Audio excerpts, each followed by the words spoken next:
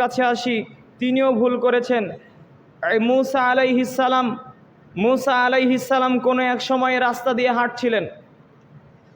তখন তিনি দেখলেন দুইজন ব্যক্তি ঝগড়া করছে, মারামারি করছে।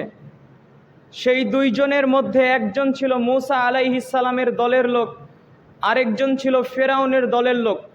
তখন মুসা আলাইহিস সালামের দলের লোক মুসা আলাইহিস সালামের নিকটে তার শত্রুপক্ষের লোকের নিকট থেকে আশ্রয় চাইল, সাহায্য চাইল। তখন মুসা আলাইহিস সালাম এক থাপ্পড় মারলেন শত্রু দলের লোককে। এক থাপ্পড় মারাতেই কাজ হয়ে গেছে, লোকটা মৃত্যুবরণ করেছে।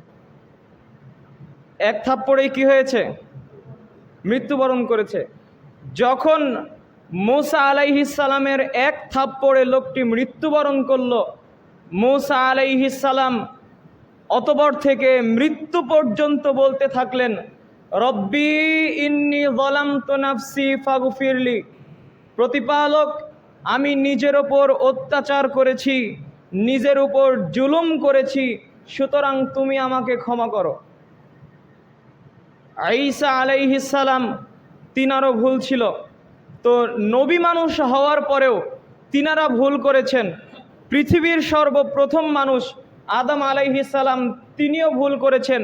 তো আমরাও ভুল করব, এটা আমাদের সৃষ্টিজাতগত বৈশিষ্ট্য।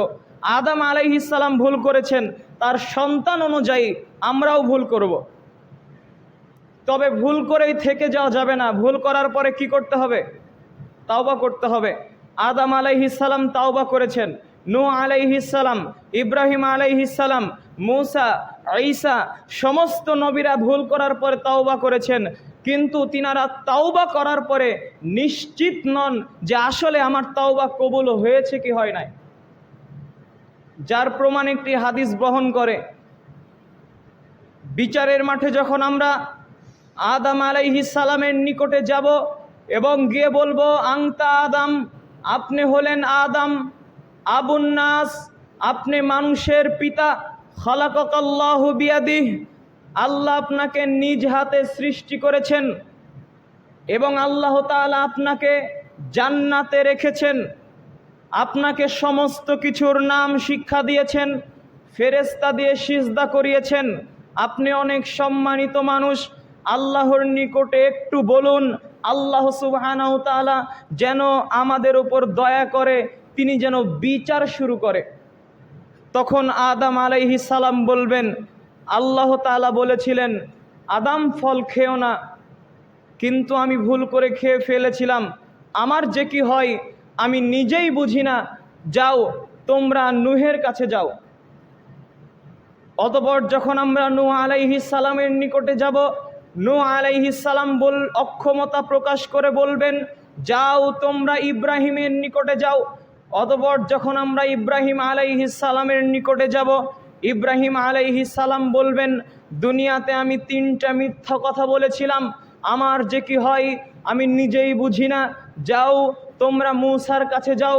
মূসা আলাইহিস সালামের কাছে আমরা যখন যাব, মূসা আলাইহিস সালাম অক্ষমতা প্রকাশ করে বলবেন, দুনিয়াতে আমি একজন লোককে এক থাপ্পড় দিয়ে মেরে ফেলেছিলাম, আমার ক্ষমা হয় কিনা, যাও তোমরা ঈসার কাছে যাও। ঈসা আলাইহিস সালামের কাছে যখন আমরা যাব, ঈসা আলাইহিস সালাম তিনিও অক্ষমতা প্রকাশ করে বলবেন, যাও তোমরা মুহাম্মদ সাল্লাল্লাহু আলাইহি ওয়াসাল্লামের কাছে যাও। যখন আমরা সকলে মুহাম্মদ সাল্লাল্লাহু আলাইহি ওয়াসাল্লামের নিকটে আসব, তখন মুহাম্মদ সাল্লাল্লাহু আলাইহি ওয়াসাল্লাম সরাসরি আল্লাহর নিকটে শাফায়াত করবেন না, তিনি সিজদায় লুটিয়ে পড়বেন, আল্লাহর প্রশংসা করবেন, তার স্তুতি বর্ণনা করবেন।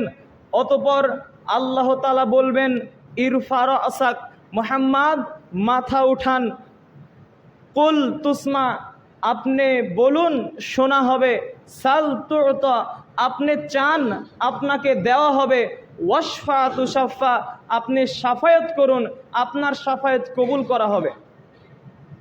এই হাদিস থেকে আপনাদেরকে যেটা বুঝাতে চাইলাম, পৃথিবীতে যত নবী রাসূল এসেছে প্রত্যেকটা নবী রাসূল নিষ্পাপ, তাদের কোনো গুনাহ নেই, তিনারা সকলে জান্নাতি, এতে কোনো সন্দেহ আছে? কোনো সন্দেহ নেই। এরপরেও তিনারা যখন ভুল করেছেন, ভুল করার পরে তিনারা তাওবা করেছেন, দুনিয়াতে তিনারা তাওবা করেছেন, তাওবা করার পরেও নবী হওয়ার পরেও তিনারা নিশ্চিত নন যে আসলে তাদের তাওবা কবুল করা হয়েছে কি হয় নাই, তিনারা নিশ্চিত নয়। যেই জন্য বিচারের মাঠে তিনারা কারো উপকার করতে পারছেন না। নবী মানুষ হওয়ার পরেও ভুল করেছেন, ভুল করার পরে তাওবা করেছেন, তাওবা করার পরে তিনারা নিশ্চিত নন যে আসলে তাদেরকে ক্ষমা করা হয়েছে কি হয় নাই। কিন্তু আমাদের জীবনটা গুনাহ দ্বারা পরিপূর্ণ, প্রত্যেক দিন পাপ হয়, সেকেন্ডে সেকেন্ডে, মিনিটে মিনিটে, প্রত্যেকটা সময় পাপ হয়। আমরা তো আল্লাহ তাআলার নিকটে তাওবা করি না, আমরা যে গুনাহ করি এতে আমরা কিছু মনেই করি না। অথচ তিনারা নবী হওয়ার পরেও কত অপরাধী মনে করতেন। তাহলে আমরা যে গুনাহ করছি এই গুনাহের জন্য তাওবা করার দরকার আছে না নেই? আছে। তাওবা করতে হবে। যেই পাপ করা হয়েছে সেই পাপের জন্য আল্লাহ তাআলার নিকটে ক্ষমা চাইতে হবে, পাপের ব্যাপারে অনুশোচনা করতে হবে। আর আমরা যে পাপ করব এটা স্বাভাবিক, এটা সৃষ্টিগত বৈশিষ্ট্য, আমরা পাপ করব। এজন্য আনাস রাদিয়াল্লাহু তাআলা আনহু বলেন, রাসূল সাল্লাল্লাহু আলাইহি ওয়াসাল্লাম বলেছেন, কুল্লু বানি আদম খাত্তাউন, প্রত্যেক আদম সন্তানই পাপী, প্রত্যেক আদম সন্তান ভুলকারী।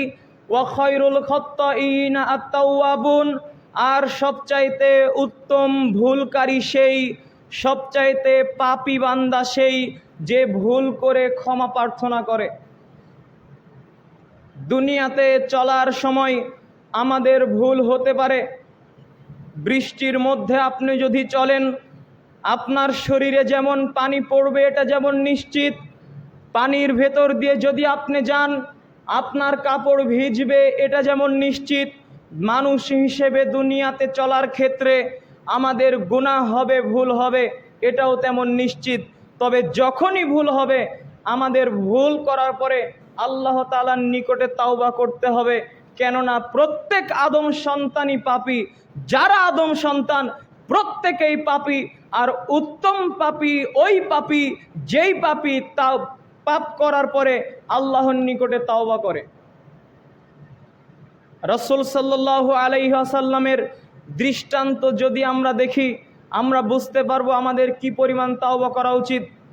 বুখারীতে হাদিস এসেছে, আবু হুরায়রা রাদিয়াল্লাহু তাআলা আনহু বলেন, রাসূল সাল্লাল্লাহু আলাইহি ওয়াসাল্লাম বলেছেন, ওয়াল্লাহি ইন্নী লা আস্তাগফিরুল্লাহ ওয়া আতুবু ইলাইহি ফিল ইয়াউমি আকসার মিন ৭০ মাররা।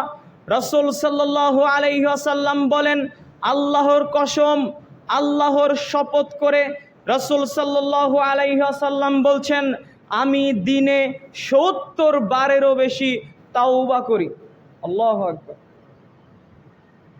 এরপরে অন্য হাদিসে রাসূল সাল্লাল্লাহু আলাইহি ওয়াসাল্লাম বলছেন, তুবু ইলাল্লাহ, তোমরা আল্লাহর নিকটে তাওবা করো, ফাইন্নী আতুবু ইলাইহি ফিল ইয়াউমি মিআতা মাররা, কেননা আমি প্রত্যেক দিন ১০০ বার তাওবা করি।